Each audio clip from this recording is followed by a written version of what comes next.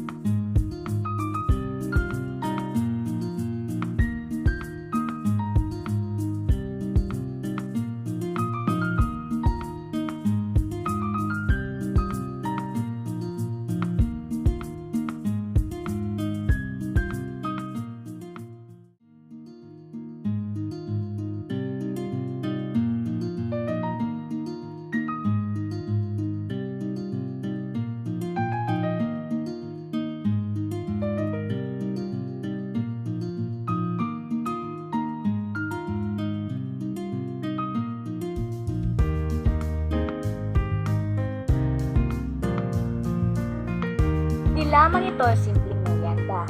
Ang butsyeng may bukayo ay bahagi na ng kulturang Visayan, kung saan ito ay nagpapakita ng pagkakaisa, kasiyahan at pagmamahal sa tradisyon.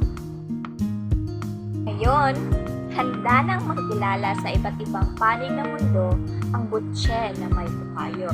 Taglay nito ang kakaibang lasa at kalidad na kayang magkipagsabayan sa pandaigdigang merkado. Malutong sa labas, matamis sa loob. Bawat butse ay likha ng sipag, kalidad at pagmamahal ng mga Pilipino. Kaya, ano pang hinihintay nyo? Halina't tikman ang tamis ng Visayas at ipagdiwang ang galing ng Pilipino.